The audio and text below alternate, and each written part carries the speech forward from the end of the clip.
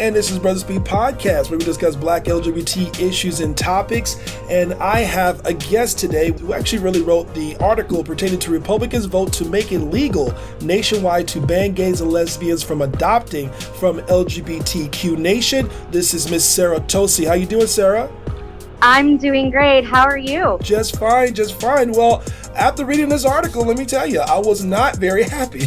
I was not happy at all. I mean, this seems to be every time there is or seems to be steps towards the right direction, 5 steps pull us backwards every single time. Now, this particular article mainly talks about how Republicans, apparently the House of Appropriations Committee, passed an amendment allowing tax-funded adoption agencies to deny LGBTQ families ability to adopt a child based on religious objection. Could you explain a little bit more about that? Yes, definitely. So, first of all, you are not alone in feeling unhappy about the situation. There are so many children out there in need of homes. There are so many families out there hoping to grow their families and accept these children to their homes. And unfortunately, what we've seen throughout the years, and we're continuing to see, especially throughout this administration, is discriminatory practices against same-sex couples and families that are not the hetero norm, quote unquote. And that story actually touched a nerve for many people, because now we're seeing it on the books that, we're pushing this agenda to call religious exemption based on the same-sex couple, applying for adoption. So, it extends beyond cake. We had that whole thing about, well, it's not about the cake, it's not about the water fountain, it's about the fact that you are now, proactively discriminating against a group of people. And now we're saying it's okay. We, the collective we in this country, are saying, no, we support this, it's okay. And we saw that. But what we're also seeing is that people are taking to the streets and actually saying, in more ways than one, no, this is not acceptable. We are not backing down. And we have done this for years. It's not like this is anything new. It's just a renewed fight, because in the last 8 years, we actually had an administration that supported all families and that really pushed to create equal opportunity for all. So we're kind of at this point where it's not like it's something we haven't seen before, but we're kind of tired of it and we're done with it, and we're not going to sit around and let it continue. And this is what's more surprising to me. I just can't seem to understand, why would anyone believe that it's actually better for a child not to have parents and to be state raised? I will tell you, I have learned, especially being in the media, I am being called fake news constantly, and it's not fake news. We all know that. Right. So I think it just depends on the person that's actually putting out the propaganda and people that are reading it that believe these things. Religion is very important to people. I am not anti-religion. I am not anti-Republican. I'm not anti-Democrat. I am a human being first. Right. If you have a practice or something that a discriminatory bias against the people that are in my community, yeah, most likely I'm okay with saying, okay, that's for you. I'm a journalist. I'm reporting the facts. I'm going to get the news, get the information that everyone needs. But to your point about people believing stories or possibly siding with, what we think is reprehensible in this case, being that there are so many children on the street and in foster care homes that need permanent placement, it really boils down to, this is the base, this is Trump's base right now. These are the people that are, for whatever reason, in belief that having a single family household or single parent household or same-sex household is detrimental to children. That is completely unfounded. There are actually so many studies out there, and you can Google this. Everybody that's listening can Google this and find out for themselves. Do the research yourself. Don't just listen to one organization that says, no, it's been proven that this is unhealthy for the children. That's not the case at all. But the reason why it's being pushed so heavily is because right now, those people in that base that are energized and felt like no one has heard them over the last Obama administration, they are actually coming out now and saying, oh, someone's listening to us. We're going to go ahead and pass all of this right now while we can. I'm speaking as a citizen and not as LGBTQNation because I can't speak on their behalf, but I can speak on my behalf as a community member.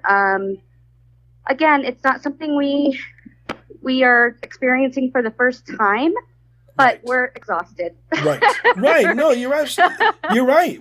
We are exhausted. And the thing about it is, I just can't seem to understand what they're trying to appeal to their audience so much, but aren't there too many other topics to really appeal to? So it's mostly because I'm beginning to see that this particular religious objection is gaining a lot of momentum now. We have seen articles where it's actually saying certain military officials who actually have those who are of the LGBT community, they don't necessarily want to approve them for whatever particular reason that it is, just because of their religious beliefs. And so we're now getting this from officials. We're now getting this from business owners a lot more, of course, with the cake. We're getting this, and it's gaining more and more and more momentum. And my biggest really concern about this is how many more doors does this open?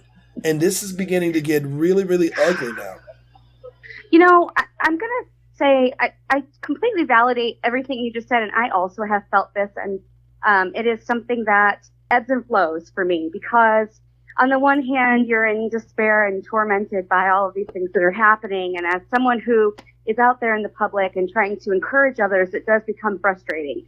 But on the other hand, if we think about it, a lot of this has been happening for a long time. It is just, in my opinion, that it is coming to light now because there's an audience for it now more than ever. And we see that in, the white supremacist marches and everything that's going on. The president saying that he can, shoot someone into the middle of Times Square and that nobody would say anything. I mean, those are the types of comments that have become normalized, and that's not okay. Right. So what we need to do is just remember that what we are living right now is not normal. There is no precedent for what we are experiencing right now. That can lead to feelings of despair and kind of, okay, what do we do?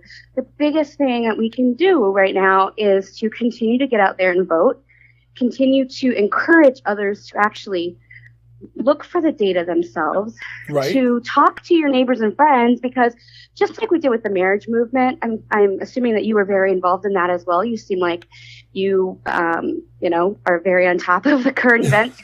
When all of that was happening, we had to get out there in the street and talk to every single person we could and explain what was going on and why it wasn't right. And in a way, this is our next battle.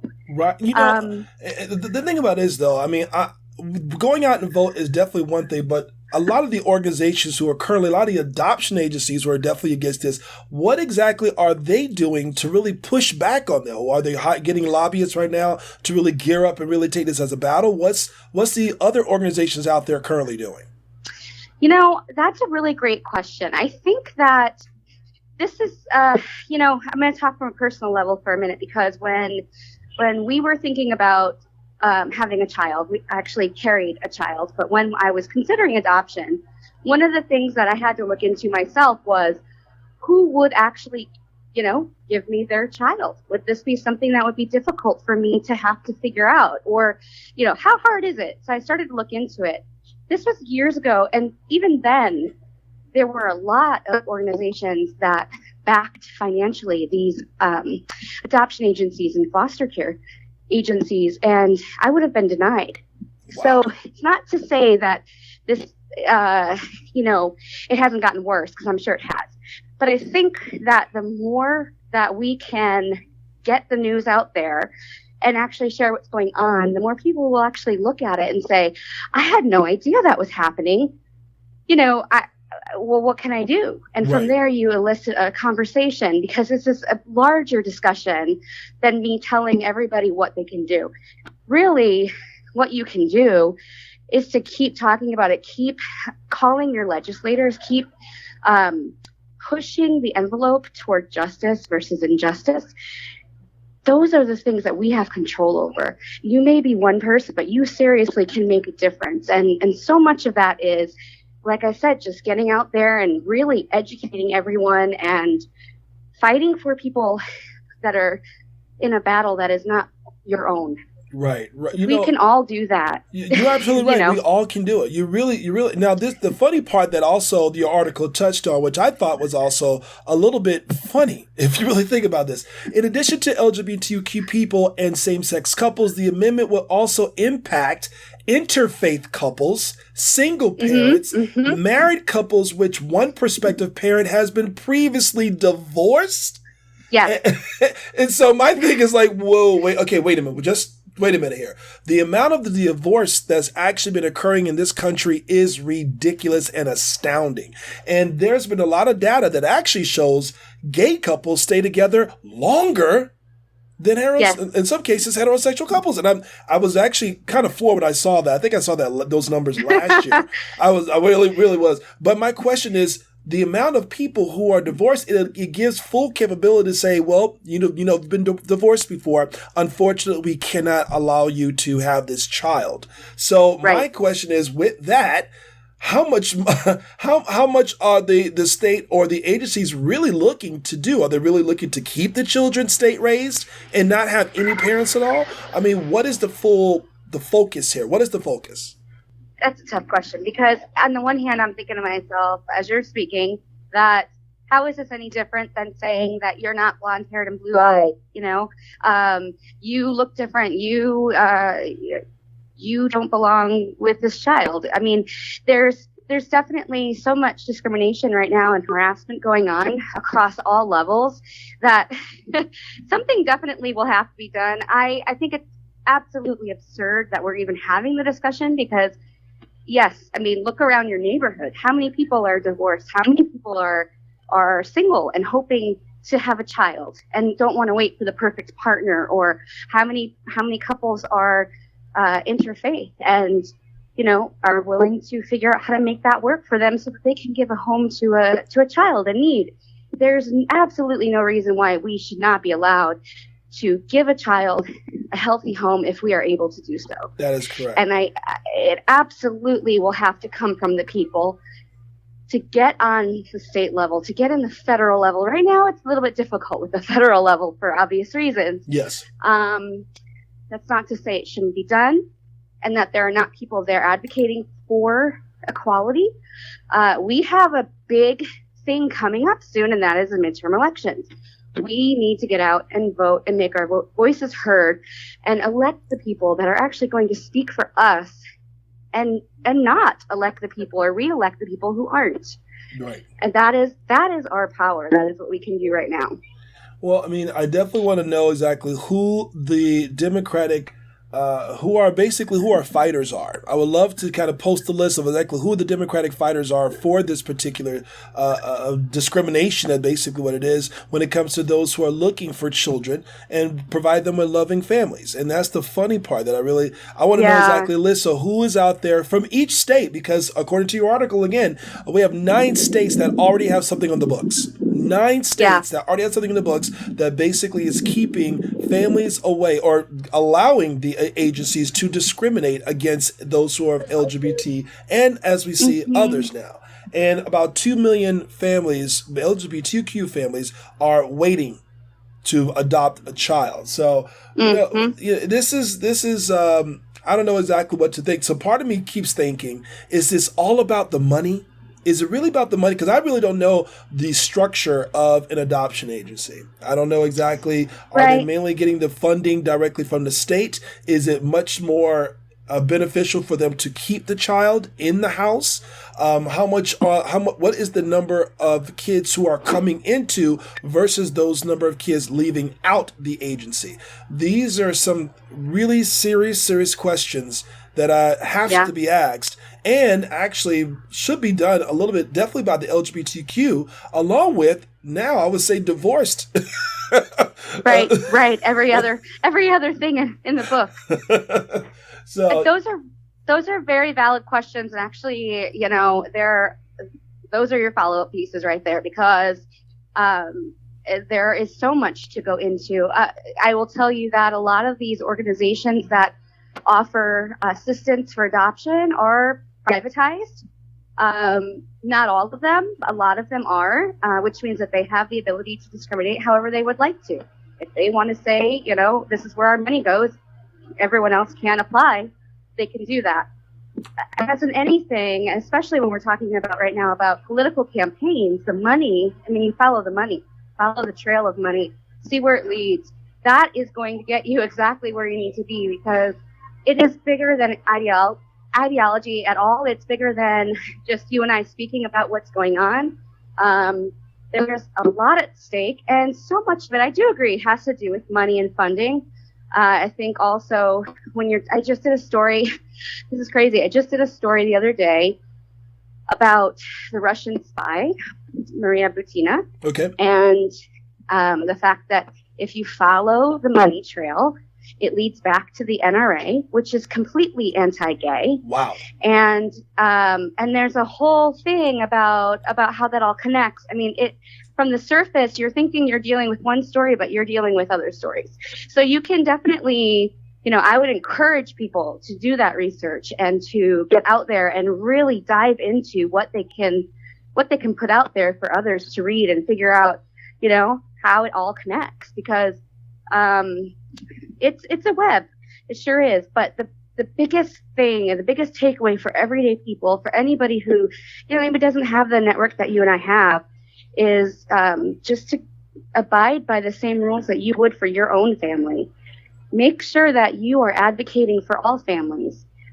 Reach out to your divorced, interfaith, gay neighbors, because some of us are actually more than one thing, and the intersections are crazy. So, reach out and say, look, what can I do to help? What can I do? Is there a march? Is there a rally? Is there a petition? Is there? If that is the thing you can do it. And then from there, maybe you start organizing. Maybe you write an op-ed and you submit it to your local newspaper.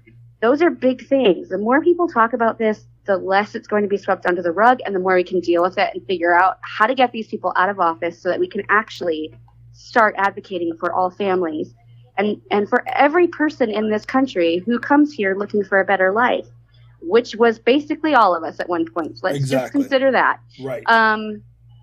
That's where we start, and where it leads is we will get to the point where we're able to adjust and get through this presidency. But right now, we kind of have to, we're like treading water right now, trying to figure out how to not make things worse every day. Right. I'll just admit that. We all know it.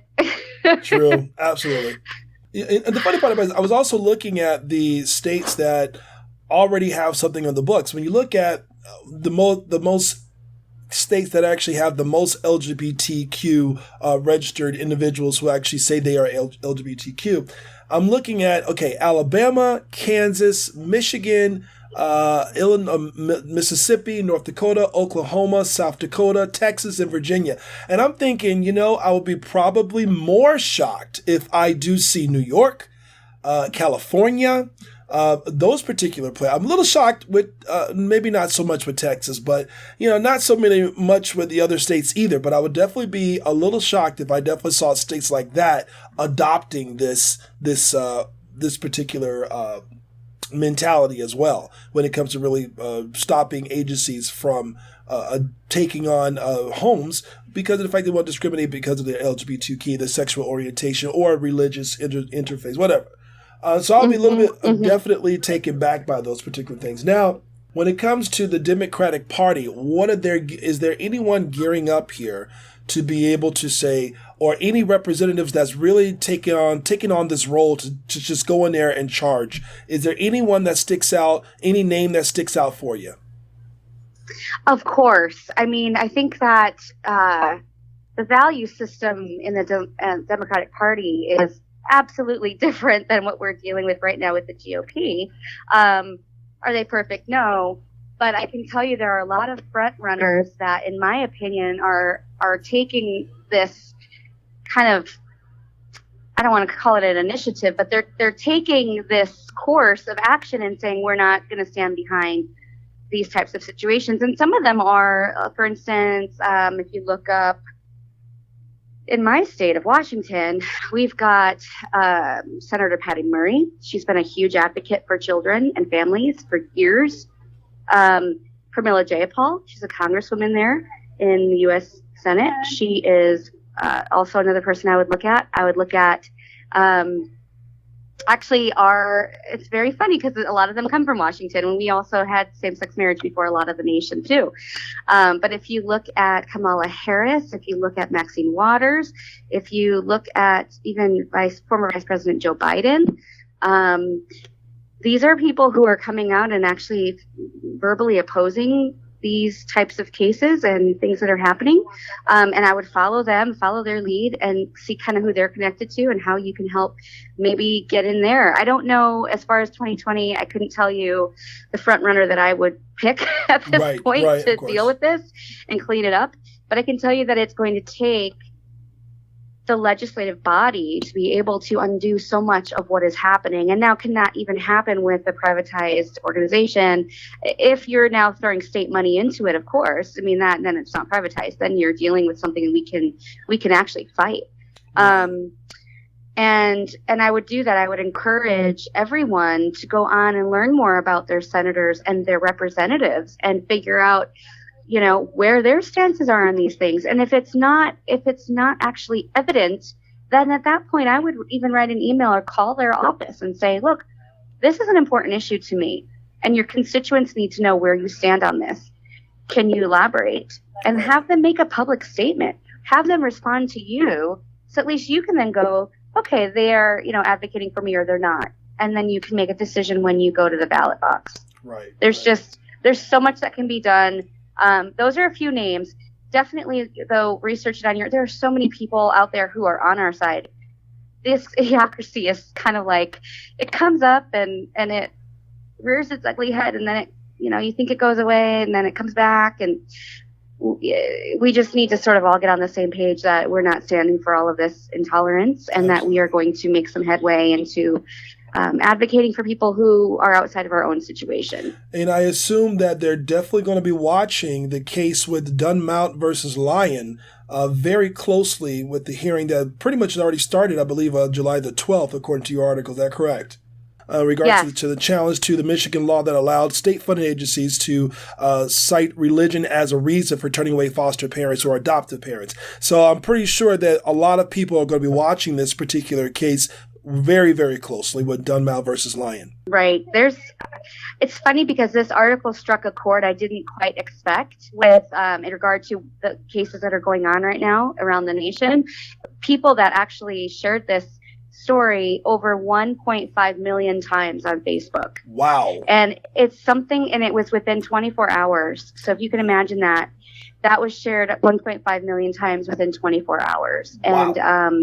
And it obviously struck a chord because it's happening throughout the country. These things are happening, and we need to pay attention to them. And part of why I think it was shared so many times is that people that read it, and from the feedback I've received, people that read it went, what? Is this really happening?